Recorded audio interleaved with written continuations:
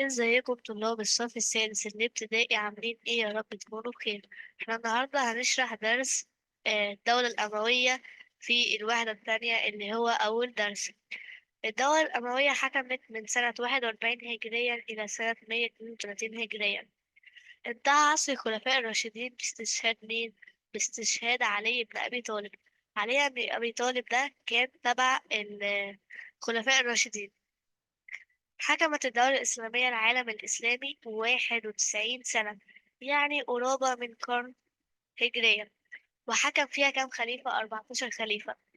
ازدهرت الحضارة الإسلامية أثناء حكم الدولة الأموية بسبب ثلاث حاجات: اهتمام الأمويين بتنظيم شؤون الدولة داخليا وخارجيا، اهتمام الأمويين بالعلوم والفنون والعمارة، استكمال حركة الفتوحات وتوسيع حدود الدولة الإسلامية شرقا وغربا. عندنا أول واحد اسمه معاوية ابن أبي سفيان. مين معاوية ابن أبي سفيان ده؟ هو مؤسس الدولة الأموية، وهو إيه؟ من قبيلة بني أمية. يبقى اسمه إيه معاوية ابن أبي سفيان ده؟ هو من قبيلة بني أمية. تولى الخلافة من سنة 41 هجريا إلى سنة 60 هجريا. اشتهر بالتواضع والعدل والحكمة وحب العلم. يبقى معاوية بن أبي سفيان عنده ثلاث حاجات: مؤسس الدولة الأموية، هو من قبيلة بني أمية.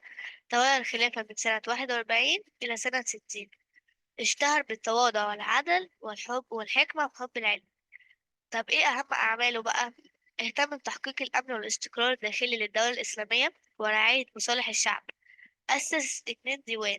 أسس ديوان الخاتم، وهنعرف وظيفته. ديوان الخاتم ده بقى إيه وظيفته؟ عشان يحفظ مراسلات الخليفة.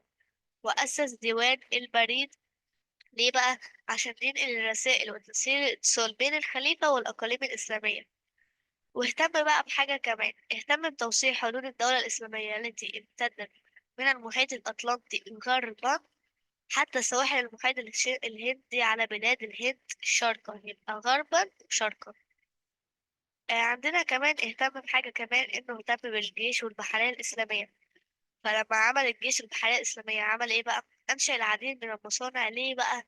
لما يجي يقولك بما تفسر اهتمام معاوية بن أبي سفيان بالجيش والبحرية، هتقوله لأنه أنشأ العديد من المصانع لبناء السفن. يبقى هنقول له أنشأ العديد من المصانع ليه؟ لبناء السفن. عندنا برضو طور المواني البحرية. المواني البحرية دي بتبقى زي ميناء، زي ميناء القاهرة، ميناء الإسكندرية كده. وكمان اهتم بالعمران وشهدت في عهده مدينة القيروان فين؟ في تونس. ده عندنا أول خليفة وعرفنا ايه أعماله. تاني خليفة عبد الملك بن مروان. تولى الخلافة عام 65 هجريا إلى سنة 86 هجريا. عمل إيه عبد الملك بن مروان؟ وحد الدولة الإسلامية مرة أخرى. إيه ده؟ هي الدولة الإسلامية مكانتش متوحدة أول لما جه؟ هقول له مكانتش متوحدة ليه؟ لأن كان في عهده انتشار الفوضى والضعف والانقسامات. لذلك بقى المؤرخون بيعتبروه إن هو المؤسس الثاني للدولة الأموية، لأنه أول لما جه قضى على ثلاث حاجات: قضى على الفوضى والضعف والانقسامات. فعشان كده المؤرخون بعتبروه المؤسس الثاني. أعمال بقى عبد الملك بن مروان: عمل أربع حاجات. قام بتعريب الدواوين. الدواوين دي اللي هي إيه؟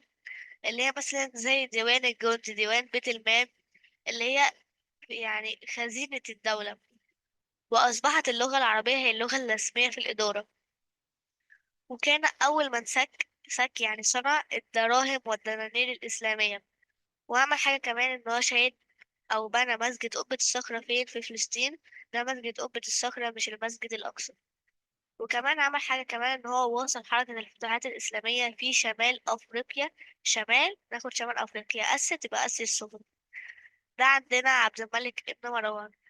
الوليد بن عبد الملك بقى ده اللي هو ابنه، ده تولى الخلافة بعد أبيه عبد الملك بن مروان، يعني تولى الخلافة بعديه على طول. وكمان اتسم عصره بالرخاء والأمن والاستقرار الداخلي. أهم أعمال الوليد بن عبد الملك: اهتم بالعمارة فأصلح الطرق وحفر الآبار. يبقى ما يقولك إيه بما تفسر اه اهتمام الوليد بن عبد الملك بالعمارة، هتقوله لأنه أصلح الطرق وحفر الآبار.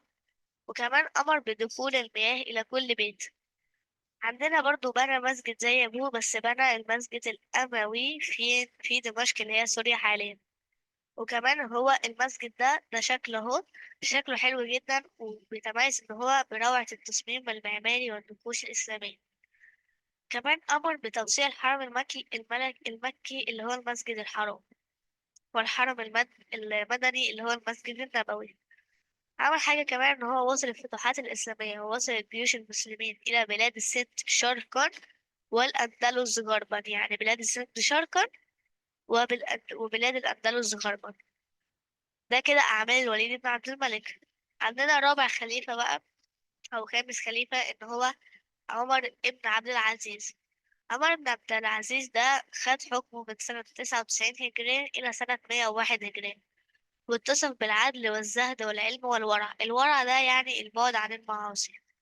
أهم أعمال عمر بن عبد العزيز، عنده 5 أعمال. أول حاجة اهتم بتحقيق العدالة من خلال حسن اختيار الولاة والقضاة والمنصفين الذي يتصفون بإيه بقى؟ بيتصفون ب3 حاجات: العلم والإيمان وحسن السيرة. حسن السيرة يعني تكون سيرته كويسة ما بين البلد أو الناس.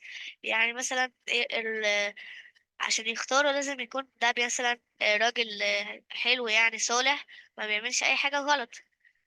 تاني حاجة إن هو اهتم ببناء الخانات. الخانات دي اللي هي إيه؟ أماكن لاستضافة المسافرين.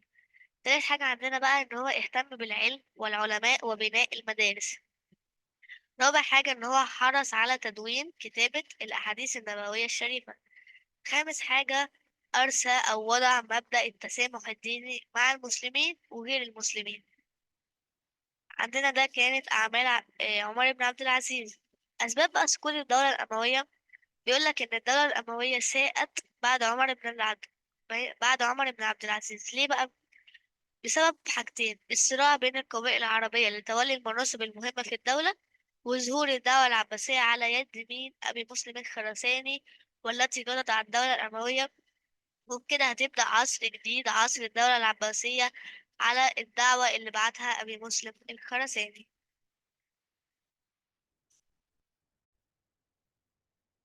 دلوقتي عندنا هنبدأ نحل التدريبات على درس الدولة الأموية. أول سؤال بيقولك صح أو غلط: أهمل الأمويون العلوم والفنون والعمارة والجيش؟ هنقول له طبعا غلط. يعتبر عمر بن عبد العزيز هو مؤسس الدولة الأموية؟ غلط، هو معاوية بن أبي سفيان. أسس معاوية بن أبي سفيان ديوان البريد وديوان الخاتم؟ هنقول له طبعا صح. عندنا السؤال رقم 5، ده هيبقى واجب تجاوبولي في الكومنتات تحت. اتصف بالعدل عمر عبد العزيز بالزهد والعلم والورع. صح. شيد معاوية بن أبي سفيان المسجد الأموي في دمشق. غلط. كده عندنا احنا خلصنا سؤال صح وغلط. هندخل في سؤال اختار. شيد نقط المسجد الأموي في دمشق؟ هيكون شيد الوليد بن عبد الملك. شيد نقط مسجد قبة الصخرة في فلسطين؟ أبوه عبد الملك بن مروان. اهتم نقط بالعمران وشهادة في عهده مدينة القيروان في تونس؟ هيبقى معاوية بن أبي سفيان. والسؤال رقم 4 هيبقى واجب تجاوبهولي في الكومنتات. عندنا السؤال اللي بعده: أكمل الجمل الآتية. يعتبر معاوية بن أبي سفيان هو المؤسس الأول للدولة الأموية. استمر حكم الدولة الأموية لمدة 91 سنة. اتصف عمر بن عبد العزيز بالكثير من الصفات مثل العدل. عندنا والسؤال السؤال الأخير رقم ده واجب. 4 واجب تحلهولي برضه في الكومنتات.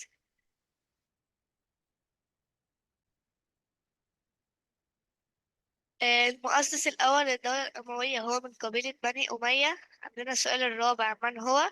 هيكون معاوية بن أبي سفيان. كان أول من سك الدراهم والدنانير الإسلامية هو عبد الملك بن مروان. عندنا السؤال رقم 3 هيبقى واجب وتجاوبولي في الكومنتات. كده نكون خلصنا درس الدولة الأموية في الوحدة الثانية، وهنزل لكم مراجعة قريب. وقولوا لنا انتوا هتخلصوا امتحانات امتى وامتحان الدراسات يبقى امتى. متنساش لو عجبك الفيديو تحط لايك، تشترك في القناة، وتكتب رأيك في التعليقات، ومتنساش تحل الواجب بتاعنا. شارك في الحل إذا سمير.